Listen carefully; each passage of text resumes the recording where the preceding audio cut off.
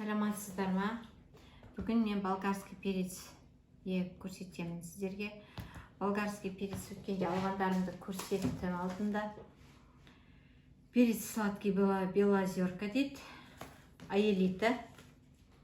Шоколадный красавец тоже аэлита. Обычно аэлиталардікі жақсы шығады. Бұларды мен егіп көрмеген. Көрем ранний спелый и средний ранний спелый дейді. Екеуі де 110-115 күн, 115-120 күндік екен. Достар, егер де менің каналыма жазылмасаңыздар, жазылып қасында қоңырауды басып қойыңыздар. Жаңа шыққан видеомды жіберіп алмайсыздар. Алда да әлі керекті ақпараттармен бөлісіп отыратын боламын. Светло-кремовый цвет шығу керек, технический спелости да уже.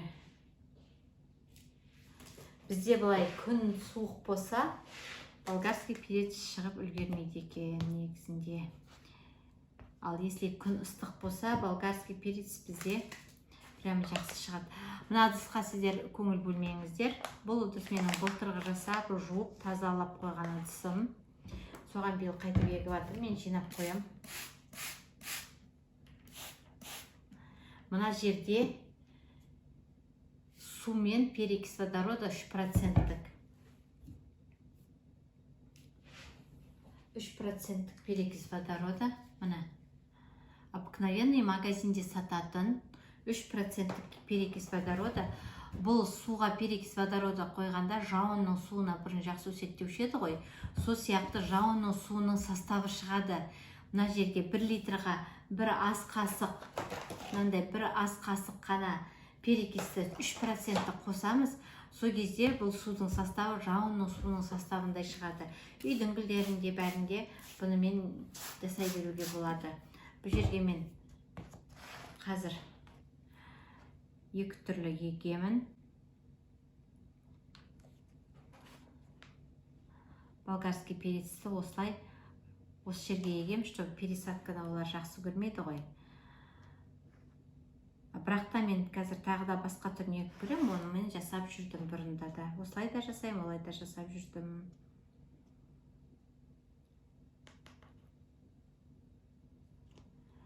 Міне.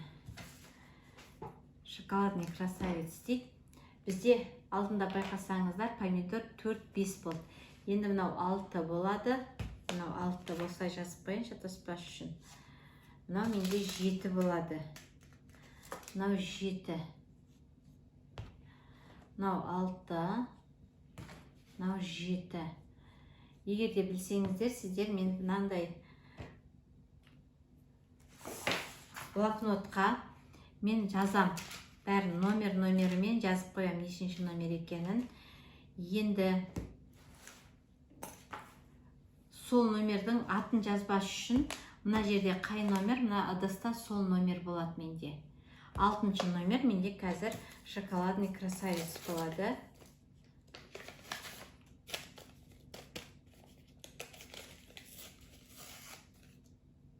Екеуден егем. Біреу шықпаса, біреу шығатындай етіп. 2 тұқым саламыз.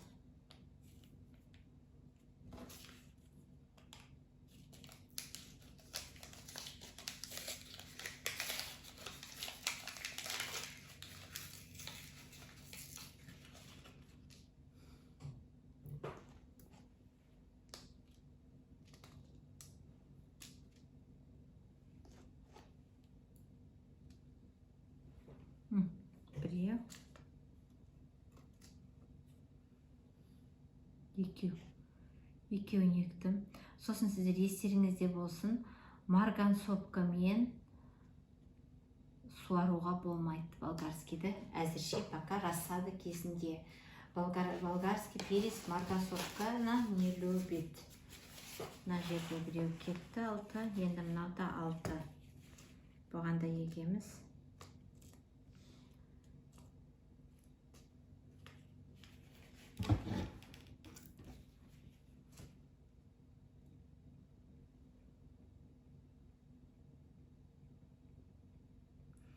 Негізі мына стакан кішкентай болуы мүмкін.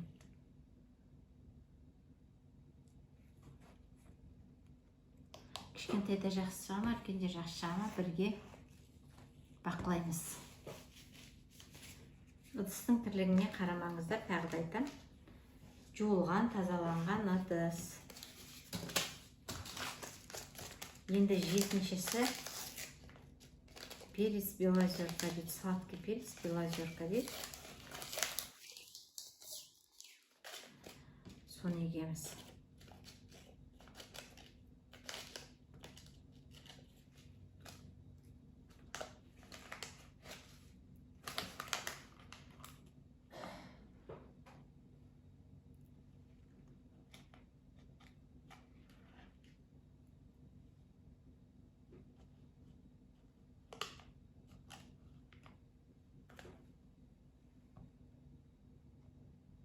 Сол кезде шатасып кетті, мынау қай перец еді демейміз. Блокнотымызды ашамыз, 7-ші номерді қараймыз, не екен деп уже білеміз. Келесі жылы егеміз бе, екпейміз бе. Дұрыс шықты ма, шықпады ма, соған бұл керек. Әлде помидорларымыз тәтті болды ма, болмады ма, қайтадан аламыз ба, оны алмаймыз ба деген сияқты. Мен просто биыл кеш қалдым да, былтырға өзіме ұнаған помидорларды ала алмадым. Мен барсам, кеше мен алып жүрген магазиндерде уже жоқ екен.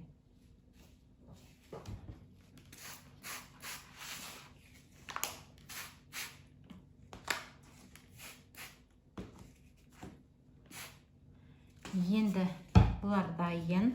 Тағы да егем ары қарай. Сіздерге көрсетейін дегенім осы. Енді тағы бір түрі. Мен олайда жасап жүрдім. Бірінші жыл емес, бірнеше жыл қатарынан. 3 жыл жасадым ғой деймін. Енді 4-ші жылы осылай жасайын деп отырмын бұны мен. Міне, мына жердегі қараңыздар, басы осылай төбесінде болу керек. Басы төбесінде болу керек, сосын осылай етіп ауасын кетіріп аламыз. Оның үстіне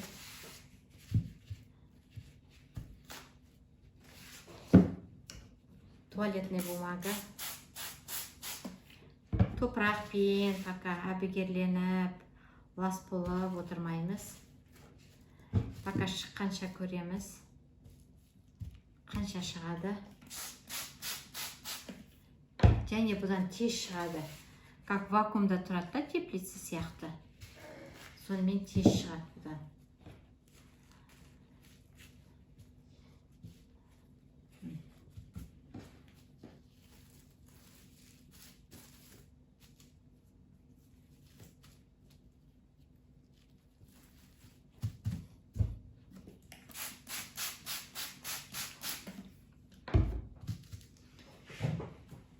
Енді мына жерде бізде красный красавец да.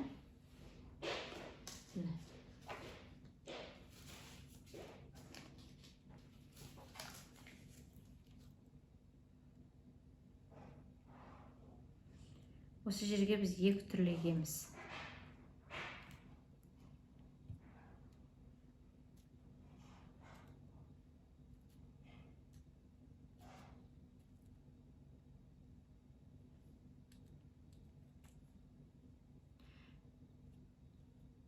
Мына жерде байқасаңыздар, басынан көп қалдырмайсыздар. Жайлап қана бір где-то 0,5 сантиметрдей ғана қалдырасыздар.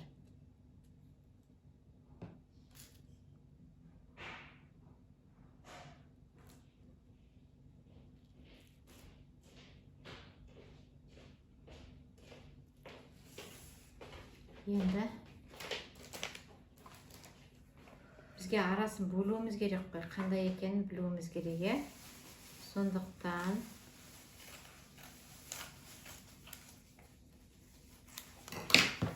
шоколад, перец, сладкий перец, красный красавец деген кезде мен аламда осы жерге қойып қоямын.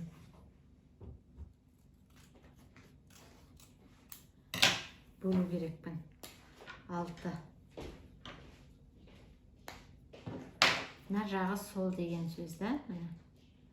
Осылай қойып қоям. Енді қалғанына мынадан егем.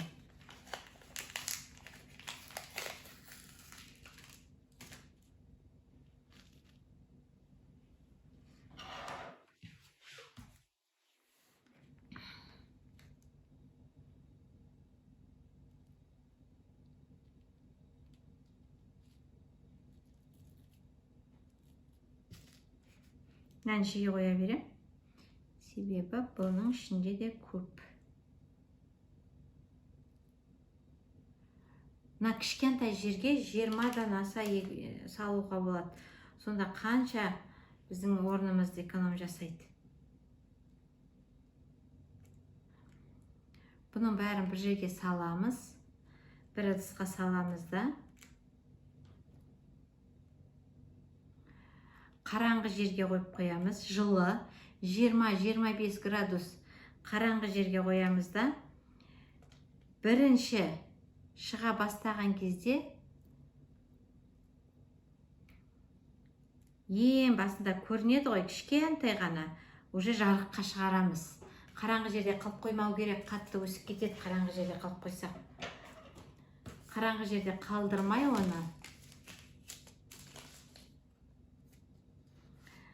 кішкентай шығып бастаған кезде гүл ондай шөптің басы болады ғой, бір екі тал ғана, екі ғана жапырақ шыққан кезде аламыз да оны неге қоямыз?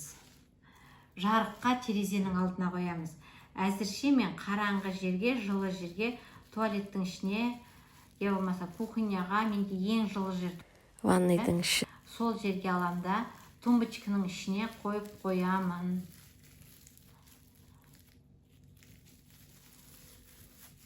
Болды. Мынандай етіп ыдысқа саламыз. Мына жерде менде 6 және 7. 6 және 7. Екеуін жаздым осылай етіп. Рахмет, осылай етіп жасаңыздар. Сіздерге жасасаңыздар, орындарыңды алмайды. Қанша мына жерде міне. Мына жерде 20-дан асатын, мына жерде 10-нан асатын. Қазір осының ішіне мен бәрін толтырып саламын. Тағы да болгарскийлерімді саламын, помидор егемін. Бәрін егіп қоям осындай етіп. Сол кезде түбіне кішкентай ғана су құясыңдар. Содан кейін өскен бойында қалай болатынын мен сіздерге көрсетіп отырамын. Өте оңай жолы, өте таза және тез шығады.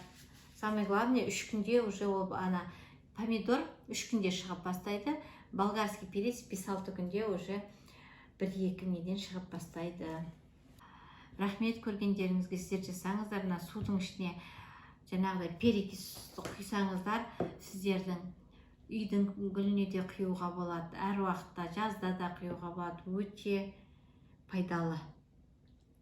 Әлде сіздерге пайдалы кеңестермен егін егуге жайлы көрсетіп отырамын.